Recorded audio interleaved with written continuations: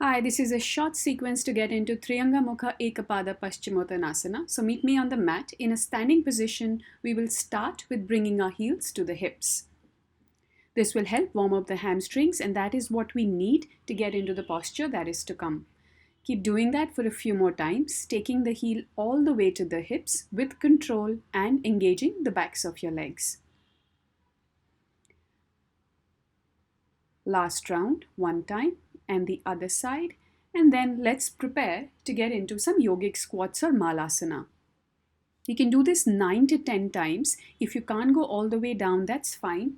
Just go as low as you can, maybe into a Utkatasana stance. Make sure most of the weight is in your heels and don't let the knees come too far ahead of the toes. If you don't have enough flexibility in the hips, it's absolutely fine to do a half squat or a semi squat, which is like an Utkatasana or chair pose. Do your best. We only want to warm up the hamstrings. It's not about how low we can go to the ground. Excellent. Let's transition into downward facing dog. You can take a few moments to shake out the legs and then bring your hands towards the floor and move into Adho Mukha Svanasana or downward facing dog. Push yourself away from the ground, coming into a nice mountain-like shape with the body, and stay there for a few breaths. You can even pedal your feet at this point if the hamstrings are not open enough. Just bend one knee and then the other. From here, lift your right leg up towards the sky. On an exhale, bring the right foot between the hands, drop the left knee to the floor and come into this lunge position. Then kick your left heel towards the hips and grab hold of your left ankle with both the hands, getting a nice opening in the shoulders as well as the left quad. You can also do this with one hand, using your left hand to pull your left ankle into the hips, towards the hips, and simultaneously trying to drop your hips lower towards the ground. A very good stretch for the front of the legs, the hip joint and the quadriceps. Hold that for one more breath and then release and come into a half split, straightening the right knee and bringing your hips above the left knee. You can even use two blocks to elevate yourself at this point. Two blocks below the hands will allow you to hold this posture with a little more comfort. Try to keep your right foot flexed. That is going to activate the hamstring and make the posture a little more intense. And then slowly release and go back to downward facing dog. Straightening out both the knees for a few moments. And then repeating this on the left side. Lift the left leg up. Bring the left foot between the palms. Drop the right knee to the floor. And kick your right heel this time towards the hips and grab hold of it with both the ankles. Kick back with your right foot so that your shoulders open up and you find a little more engagement in the right quadriceps. From here, let's move into the one hand hold. Hold the right foot with the right hand, pull it towards the hips and rest your left elbow on the left quad. Continuing to breathe and exploring this posture.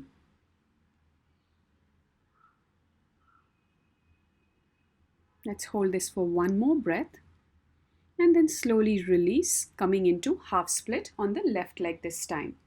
Straighten the left knee, keep the left foot flexed, make sure your hips are on the right knee, above the right knee. Breathe deeply. With every exhalation, try to come closer towards the ground.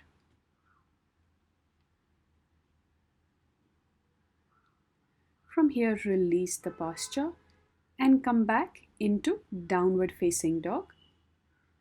Both the legs straight and see how that feels to you now. A nice stretch in the backs of the legs. Our hamstrings should be nice and open by now. We will now transition to the next set of postures.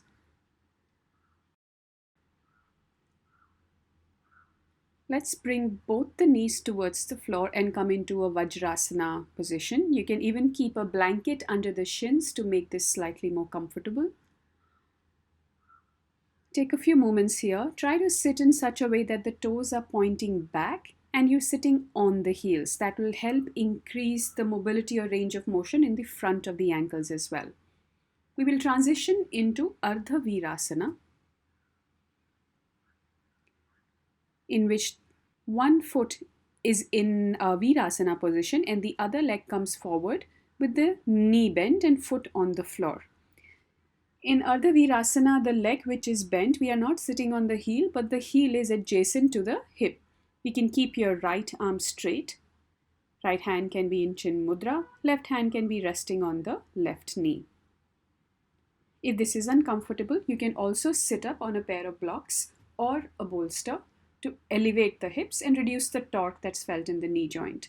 Let's change position. Bend the right knee to the side so that the right foot is next to the right hip. Bend the left knee and place your left hand straight out, and the right palm can be on the right knee. Remember, you can always modify these postures, and it's completely alright to use blocks to sit on or a bolster to sit on. We don't want the knee joint to be in any kind of pain or discomfort. So always be mindful and honor the practice, honor your body. Never be aggressive. Slowly release this posture. Just sit up straight, hug both the knees, try to straighten the spine and realign it, and then come into a lying down position with knees bent for Dandasana or the bridge posture. Make sure feet are parallel to each other. Walk the heels closer to the hips and lift the hips off the floor. If you're comfortable, you can also interlock the fingers, roll the shoulders back, and find a greater lift in the hips as you continue holding this position. All the work we have done before should help make this posture a little bit more accessible to us. Just one more breath here and slowly release. Coming into Supta Padangushtasana, keeping the left knee bent, straighten your right leg, flex the foot and pull the right knee towards the chest without using your hands or a belt or any other support system. Just using the strength in the leg, pull it actively towards the chest. As you continue to hold it, you might find that after a breath or two, you are able to pull it closer. Just work on that.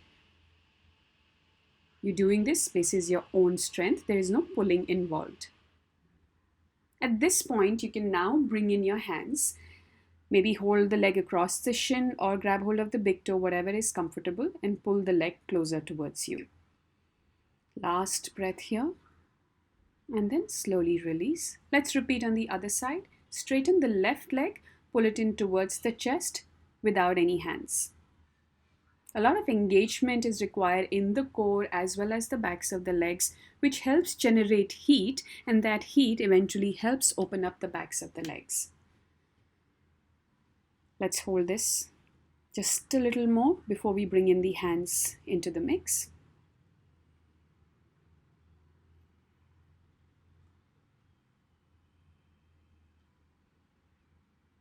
Continue to breathe. Don't forget the breath ever during practice. And now bring in your hands and pull the leg in a little bit closer. With a gentle pressure, never too intense or aggressive.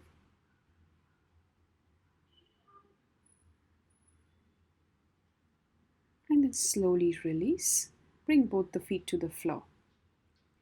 From here, transition into Dandasana. You can do it by transitioning into both or come directly into Dandasana. Legs straight, torso perpendicular to the floor, feet are flexed, palms on either side helping you straighten and lengthen the spine.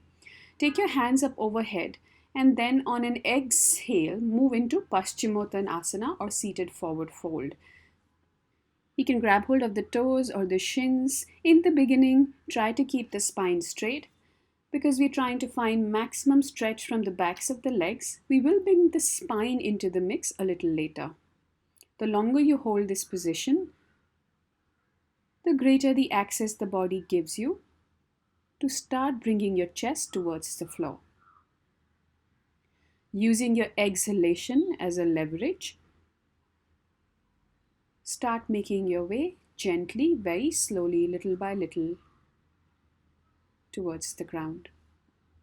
Whenever you're ready, come into the full Paschimottanasana posture or whatever level is the maximum for you, come to that and hold that. Make sure your feet are flexed and not falling to either side. Go only as deep as is comfortable for you.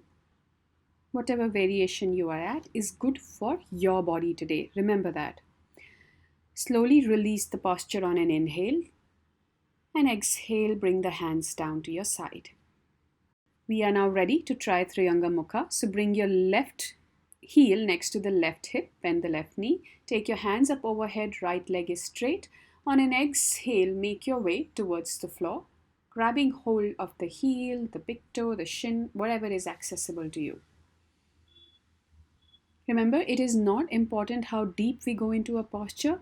The journey of getting into the posture is important, because the journey is what will bring you the benefits, because you learn to be mindful, you learn to be aware of the body and the breath, and you learn to be patient. That is where the core benefit of yoga is, not necessarily in actually doing a posture. Let's release this side and release the leg as well. Bend the right knee now, taking the right heel next to the right hip. Left foot is flexed. Take the hands up overhead. Find that length in the spine, and then on an exhale, make your way down, grabbing hold of whatever part of the left leg is accessible to you. You can also use a belt at this point in time.